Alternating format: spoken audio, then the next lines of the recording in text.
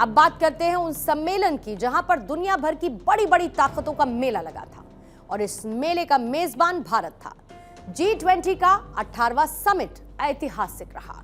भारत ने संयुक्त घोषणा पत्र पर दुनिया के दिग्गजों के बीच न सिर्फ सहमति बनवाई बल्कि पुराने साझेदार रूस से दोस्ती भी निभाई और यूक्रेन युद्ध में रूस के नाम का जिक्र तक नहीं होने दिया। इसे भारत की बड़ी कूटनीतिक जीत माना जा सकता है। भारत ने G20 के बहाने पूरी दुनिया को अपनी ताकत का एहसास करा दिया। देश भर में कुल 10 महीने में 58 शहरों में ताबड़तोड़ 200 से ज्यादा बैठकें की गई और दुनिया भर से जुड़े हुए हर एक टॉपिक, हर एक मुद्दे पर चर्चा, सुझाव और प्रस्ताव लिए गए और भारत ने इस समिट के जरिए दुनिया की आशाओं को नए पंख दिए और युद्ध की बजाय शांति सौहार्द का संदेश भी दिया है। G20 घोषणा पत्र में सभी देशों ने किसी भी तरीके के आतंकवाद की निंदा की है, पवित्र ग्रंथों के खिलाफ हिंसा जैसे धार्मिक घृणा के मामलों को समाप्त करने की बात कही। साथ ही बात हुई कि दुनिया में तेजी से विकास करने वाले शहरों को फंड दिया जाएगा। भारत की पहल पर वन फ्यूचर अलायंस बनाया जाएगा। ग्लोबल बायोफ्यूल अलायंस की शुरुआत की गई और इस अलायंस में भारत, अमेरिका और ब्राजील होंगे। इन दोनों देशों का एथेनॉल उत्पादन में क्योंकि अहम रोल है और इसका समर्थन विश्व आर्थिक मंच, अंतर्राष्ट्रीय ऊर्जा मंच और अंतर्राष्ट्रीय ऊर्जा एजेंसी जैसे संगठन भी करेंगे। तय यह हुआ कि ग्लोबल साउथ की प्राथमिकताओं पर, उनकी प्रायोरिटीज पर जोर दिया जाएगा। क्रिप्टो करेंसी पर ग्लोबल पॉलिसी बनाने की दिशा में बातचीत की जाएगी। G20 में Bharat, middle east, Europe economic corridor का ऐलान किया गया और इसमें भारत, संयुक्त अरब अमीरात, सऊदी अरब, यूरोपीय संघ, फ्रांस, इटली, जर्मनी और अमेरिका को शामिल किया गया। इस कॉरिडोर के जरिए शिपिंग और रेलवे लिंक समेत कनेक्टिविटी और बेसिक इंफ्रास्ट्रक्चर पर एक ऐतिहासिक पहल की गई है। यह तो हुई भारत की डिप्लोमेसी के ऑल टोटल एंगल्स की बात। अब हम बात करते हैं उस छवि की जो कि प्रधानमंत्री मोदी ने दुनिया भर में भारत की बनाई है, जिसकी धाक और लोकप्रियता का ग्राफ शब्दों में बयां करने की जरूरत नहीं, ये खुद ब खुद नजर आ जाता है। देश के प्रधानमंत्री नरेंद्र मोदी की उन तस्वीरों में जो समय समय पर पूरी दुनिया ने देखी है और आज भी दुनिया देख रही है।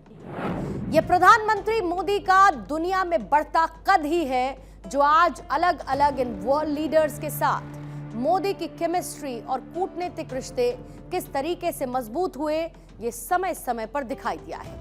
फिर चाहे वो यूक्रेन दौरे पर प्रधानमंत्री की जेलेंस्की के साथ मुलाकात हो या फिर इसी साल 9 जुलाई को पीएम मोदी का रूस दौरा, इजरायल के पीएम बेंजामिन नेतन्याहू के साथ मोदी से लेकर अमेरिका के राष्ट्रपति जो बाइडेन और फ्रांस के राष्ट्रपति इमानुएल मैक्रों, इटली की पीएम जॉर्जिया मेलोनी के साथ पीएम मोदी की मुलाकात की ये तस्वीरें जो ये बताती है कि कैसे प्रधानमंत्री नरेंद्र मोदी ने सभी देशों से कूटनीतिक रिश्ते कायम करते हुए सभी महाशक्तियों को एक साथ साधा है। दुनिया में इस समय कई देशों के बीच जंगी माहौल है और इसी बीच युद्ध के मैदान से भारतीयों की सकुशल वापसी प्रधानमंत्री मोदी की डिप्लोमेसी का ही नतीजा है।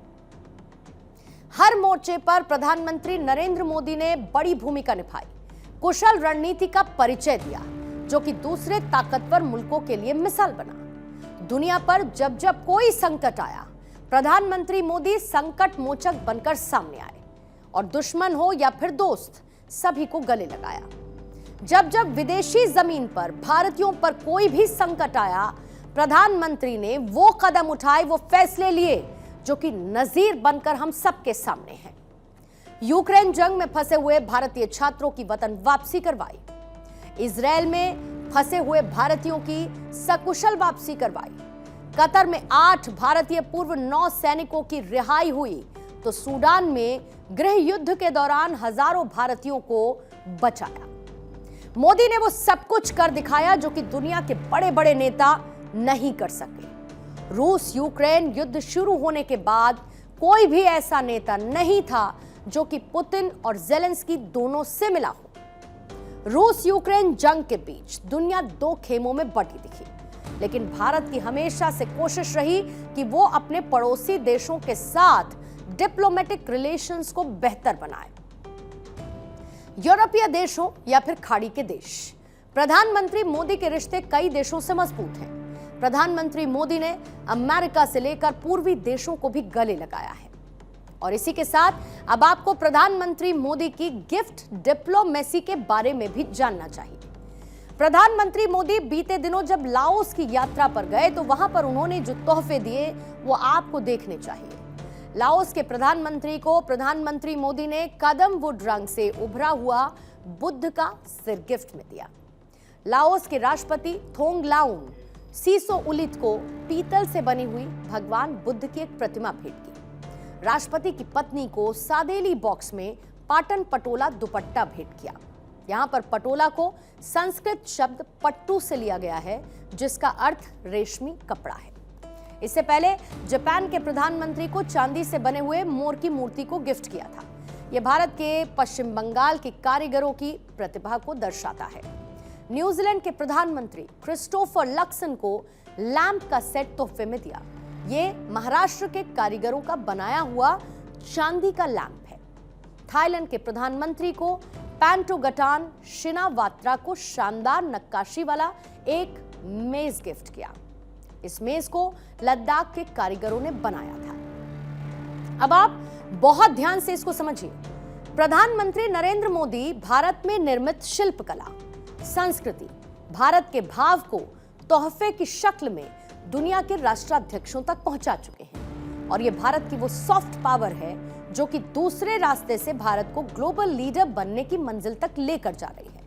पहला रास्ता क्या है? पहला रास्ता वो है जिस पर एक शख्सियत, एक अकेला दुनिया के बड़े बड़े वैश्विक नेताओं की रेटिंग्स को ब्रेक कर रहा है। अगर आप आज की तारीख में ग्लोबल लीडर्स के वर्ल्ड ऑर्डर को ब्रेक डाउन करके देखेंगे तो आपको यह पता चलेगा कि भारत का पिकअप जरूर कम हो सकता है, लेकिन रफ्तार सबसे ज्यादा है। और आज इसी रफ्तार को देखकर दुनिया यह कहती है कि मोदी इज द बॉस। और इसकी वजह है प्रधानमंत्री नरेंद्र मोदी की दिल दोस्ती और डील वाली डिप्लोमेसी। और यही है भारत की शानदार सक्सेस स्टोरी, इंडिया स्टोरी।